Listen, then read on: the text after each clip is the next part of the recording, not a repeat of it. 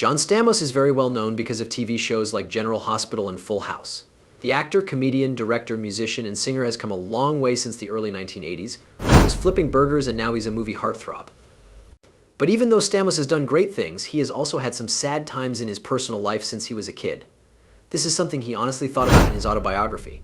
When Stamos was having the most amazing success in his work, that's when his life got the worst. Let's take a look into John Stamos' life and talk about his mistakes and the sad news he got about the people closest to him. John Philip Stamos was born in Cypress, California on August 19, 1963. His parents were William Bill Stamos and Loretta Stamos. William owned his own diner and was the second generation of his family to be Greek American. This was clear from the fact that the family's original name, Stamatopoulos, had been changed to Stamos. Stamos' family was made up of his parents, two younger sisters named Ilana and Janine, and himself. Stamos' father made him work at the family's fast food restaurants when he was young. During his teenage years, Stamos worked as a burger flipper at Duke's and Yellow Basket restaurants in Orange County. Stamos said he was the weird kid in school, which was different from the bad boy image he would later get. Because Disneyland was only 20 minutes from his house, he often went there with his friends and family. He played drums in the marching band at John F. Kennedy High School when he was in high school. He became a huge fan of the Beach Boys after going to their first show when he was 15. He would later get to tour with the band, which was a great experience. The work Stamos did in his dad's kitchen had a big impact on his interest in the arts and then in entertainment. He said that his father was an influence on him and helped him become an actor. I learned to be a pro by watching my dad work hard and getting to work early. I also learned to know my lines and hit my goals. His folks encouraged him to follow his dream of becoming an actor. He was going to go to Cypress College for the 1981 term, but his father decided that he should skip the first semester to really improve his chances of becoming a professional actor. After 3 weeks, Stamos was hired to play Blackie Parrish on the ABC soap series General Hospital. The character of Blackie Parrish was only supposed to be in 5 shows at first, but Stamos' popularity and the way his character had changed made him stay on longer. Now, the writers had to make Stamos' character a mainstay of the show. They were smart to do that because Stamos won a lot of awards. She was even nominated for a Daytime Emmy Award in 1984 for that part. In April of that year, he got the lead part in the short-lived CBS sitcom Dreams, in which he played a wannabe musician in a band with the same name. After that, he had a part in the 1986 comedy You Again with Jack Klugman. In the same year, Stamos' first movie, Never Too Young to Die, stars Gene Simmons, the bassist for Kiss, a thriller about a young James Bond. Unfortunately, the movie got bad reviews and didn't do well at the box office. However, it didn't hurt Stamos' career, and the next year he got a part on Full House, ABC's hit show. The show was about a single dad named Bob Saget, his 3 little girls, his best friend and comic Joey, and his brother-in-law Jesse. Stamos played Jesse Katsopoulos, the uncle who rides a motorbike and worships Elvis. Jesse used to be known as the bad boy, but then he met Rebecca Donaldson, fell in love with her, and married her. They have twin boys, Nikki and Alex. Jeff Franklin, the creator and executive producer of the show, said that Stamos personally asked that Jesse's last name be Katsopoulos to honor his Greek ancestry. The part was perfect for Stamos, and he became a big star because of it. When it got to its second season, the show was already a top 20 hit. Stamos was a well-known actor whose career had taken off. The show ended in 1995 after 8 seasons. Bob Saget, Dave Coulier, Lori Loughlin, Jodie Sweetin, the Olsen twins, Andrea Barber, and Candace Cameron Bure were some of Stamos' close co-stars. It wasn't hard to spot Stamos because he was in a lot of made-for-TV movies, stage shows, TV shows, and ads. In 2001 and 2005, he played the lead part in the TV shows Thieves and Jake in Progress. These 2 shows ran for a few episodes each before they were canceled. In 2003, Stamos had a guest role on Friends in the season 9 episode The One with the Donor. He played a guy who went to Chandler and Monica's apartment for dinner without realizing that he was being interviewed to be a sperm donor. He played himself in an episode of the first season of MTV's The Andy Milonakis Show in 2005. He has done voice work for a number of projects, including the season end of the MTV animated show Clone High, and the episode changes The Big Prom, the sex romp in which he played himself, and as the What's Global Warming penguin in Bob Saget's parody movie Fair of the Penguins in that year. Stamos played paramedic turned intern Tony Gates in 2 episodes of the 12th season of ER. In 2006, at the start of the 13th season of ER, he became a regular cast member. He was the host of the Comedy Central roast of Bob Saget in August 2008. Carl Howell, played by Stamos, became Emma Pillsbury's Gemma May's new love interest in season 2 of the TV show Glee. He He was a guest star on Law and Order Special Victims Unit in 2011 and was in a College Humor video with Bob Sajay. He also played himself in a guest role on 2.5 Men as Charlie's old friend who wanted to buy the house until he learned it was Charlie's.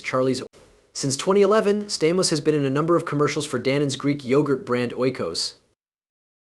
His first Super Bowl commercial aired during the game. That same year, Stamos also got one of the lead parts on the new Fox drama Little Brother, when Stamos signed on for a recurring part on the USA Network drama Necessary Roughness in March 2013. It was for the 3rd season. He played Connor McLean, who was the boss of a company that planned sports and entertainment events.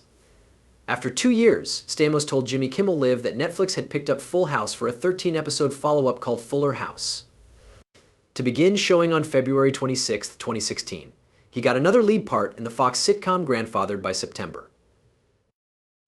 The show also starred Josh Peck, Christina Milian, and Paget Brewster. In 2016, Stamos was in the movie My Big Fat Greek Wedding 2. In the 2nd season of the Fox black comedy Scream Queens, she became a regular cast member as Dr. Brock Holt, joining Emma Roberts, Keke Palmer, and other actors. In 2018, Stamos played Dr. Nikki on Lifetime's revival of the TV show You, which aired on September 9, 2018. In 2021, Stamos worked with Disney on 2 seasons of the Disney Plus show Big Shot, which was more family-friendly. In the role, he played Marvin Korn, a fiery college basketball coach who lost his job and now leads a top team at a private school for girls only. It was reported on June 24, 2019, that Stamos would play Dr. Nikki again in the 2nd season of You as Dr. Nikki. At that point, the show had already been picked up by Netflix. The 2nd season came out on December 26, 2019. Stamos has been in a lot of movies, even though his most famous parts are from TV shows. In 1985, he made the jump from TV to movies by appearing in Never Too Young to Die, even though it was only a small part. In 1991, he filmed the World War II movie Born to Ride. In 1993, he filmed The Disappearance of Christina for USA Network, and in 1994, he filmed Fatal Vows, the Alexandra O'Hara story for CBS. Also, Stamos turned to theater after the show stopped because he found it hard to separate himself from his Uncle Jesse character on screen. He got the lead part in the Broadway show How to Succeed in Business without really trying, taking over as the star from Matthew Broderick.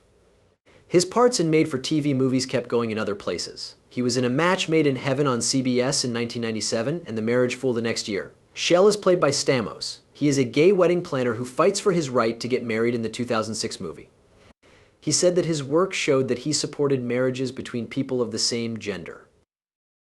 While keeping up his work on ER, Stamos starred in an ABCC version of A Raisin in the Sun in 2008 with Sean Diddy Combs and Felicia Rashad. Nominations for the show were made at both the Golden Globes and the Emmys. The next year, after R was canceled, Stamos went back to Broadway to play opposite Gina Gershon in the revival of Bye Birdie. He also played Chef Lewis on ABC's The Little Mermaid Live in November 2019. The same part was played by him in a Hollywood Bowl play a few years ago. Stamos is a very skilled person who began learning the drums when he was 4 years old. He then moved on to playing the guitar and formed his own band, Destiny. The band had put on shows at parties and entertainment parks. Going to see the Beach Boys for the first time when he was 15 also made him want to become a musician. He did it. He was at Ben Franklin Parkway in Philadelphia on July 4, 1985. Guests like Jimmy Page, Joan Jett, Mr. T, Christopher Cross, and the Oak Ridge Boys played at a big outdoor show. Since 1985, he has also played drums and other percussion instruments with the Beach Boys on occasion when they go on tour.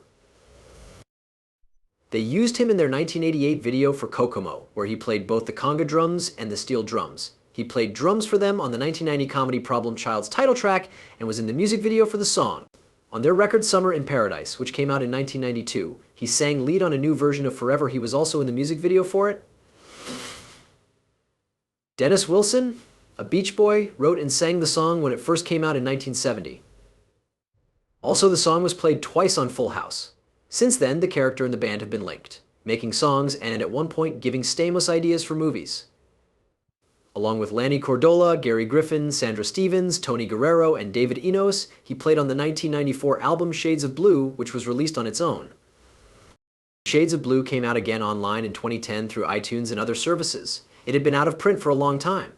Among other shows, he was in the MC Cabaret, 9, and others on Broadway. On the charity record Unexpected Dreams Songs from the Stars, which came out in 2006, he sang the Billy Joel song Lullaby, Goodnight, My Angel. He told everyone on March 30th, 2009, that he would be in the Broadway production of Bye Birdie. He also won the Golden Icon Award for Best Actor in a Musical in 2009 for his work in that show. On November 16th, the The same year, he also got a star on the Hollywood Walk of Fame. Stamos played drums, congas, and guitar in an episode of ABC's Dancing with the Stars on March 30th, 2010, and went on tour with them that spring, making an appearance in Fort Myers, Florida. Also, on April 24th, he played with John Fogerty at one of the Tampa Bay Rays shows after a game. During the show, he switched between playing the bass guitar, the drums, and the tambourine. In August 2011, he also played Corny Collins in Hairspray at the Hollywood Bowl with an all-star group. When Jesse and the Rippers got back together on Late Night with Jimmy Fallon on July 19, 2013, he played Jesse Katsopoulos again. Fallon, the host of the show, said that the band was from San Francisco and that they had a #1 song in Japan.